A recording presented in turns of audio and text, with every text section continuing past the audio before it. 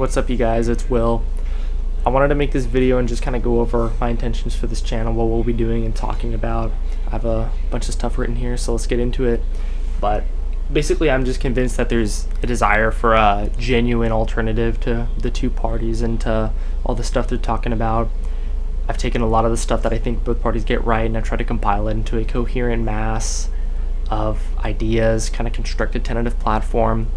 But it effectively would be what I'm making, not really me, what we would be doing, what I would be talking about is a populist, progressive third party that wants to actually help out regular people, not just grandstand about issues, especially issues people don't care about or which don't affect people.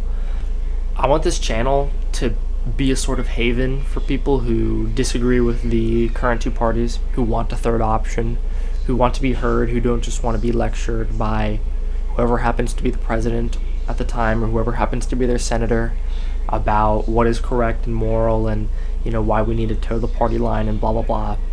But anyway, yeah, I want it to be a haven for people who disagree, and I want new ideas. I want people to participate, like the video, subscribe obviously, but also comment, message me. I have an email attached to this YouTube channel. I'll try to respond to comments if people do comment, but that's kind of the point of all this. To get into the platform stuff, I think that the left is correct on issues of wealth and equality. I think there's an issue there, certainly. If certain members of society have a much bigger stake in society than others, to the point that the stakes of the average person are insignificant when compared to those of the rich, I think that creates a big problem. These people, the rich people, can just dictate policy, and most people have no say whatsoever in what happens. Partly because, they're not as influential, but also partly because naturally the politicians of the country will want to placate people they have connections to, and that's naturally going to be rich people. They're going to have connections to these rich people, and they're going to want to help them, and I think that's very bad. But at the same time, that I think that wealth inequality is bad, and we can't have a tremendous difference, and we probably should raise taxes on rich people. I think that the right is correct on issues of regulation, high regulations, and I said this as a former business owner. High regulations are really bad for small businesses. They get hit hardest. Big companies don't care if you regulate them, really, because they have the money, they have the lawyers, they can deal with all these issues. But small companies are going to struggle a lot more because we don't have access to those kinds of resources. So if we really want to help out small businesses, and especially regular people, we want to deregulate. On top of that, big businesses often promote regulation because it hurts their competition, especially their small competition. They're fine with paying more money, fine with higher wages, fine with more regulations, because it won't even affect them most. It'll affect other companies. We could perhaps introduce regulations that are explicitly applied to larger companies, but anyway, that's a discussion for a different time. I think generally deregulation is better, also because it helps growth. I think this is basically indisputable. Economies with less regulation grow faster. And if we want to help our regular people, growth is good. We want them to earn more money, have better lives. I think that any genuine haven of dissenters would need to be fervently anti-establishment. It would also need to be anti-bureaucracy, because both of these things, the establishment and the bureaucracy, are tools of our elite to, suppress us and to tell us what to believe, control our lives, all that kind of stuff, regulate us, right? Gosh, the regulation, it's unbearable. You're born in a regulated hospital and you go to a regulated school for all your life. Then you get out. I live in a regulated apartment, work a regulated job at a regulated company. It just gets old. I want people to be free, but I want people to also have a meaningful life. It's one thing to be free. You can be free, you can live off the grid and do whatever you want. You're free to make your own friends, that's great. It's great to have freedom, but it also has to be a meaningful freedom.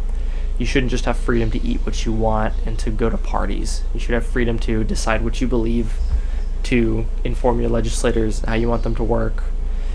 You should have the freedom to make a difference in your own life, not just work the same job at different companies, right? Anyway, it's not really making sense. I'll learn how to articulate these things better with time. But if we're also serious, we need to be fervently anti-centralization. Centralization is a great tool for our elites because it allows them to control power. And if they can control the power in the country, if they can centralize it all under their control, and then they can spoil their cronies. Nobody will stand up to them. So if we're really serious about helping out regular people, we need to be strongly in support of states' rights, basically. Also local rights, of course, but that's just not as recognizable a term. We want to give more power to localities, but especially states. If we can give more power to the states, that's the surest way that we can shatter the control of our elite who have for so long ignored us. We also have to be anti-immigration, not for any hate of people outside our borders, but because of a love of people inside our borders. More immigrants will decrease the value of labor, and again, if we're serious about helping regular working people, number one thing would be to get rid of these people who are in our country illegally. Maybe not all of them, maybe just some of them, but we need to deport some significant quantity of people. That's the best way in the short term to help out our workers. And at the same time I say all this, I don't pretend to have the answers to all the issues. I don't know how to fix stuff like climate change. I don't know exactly what should be done about money in politics. These are definitely issues.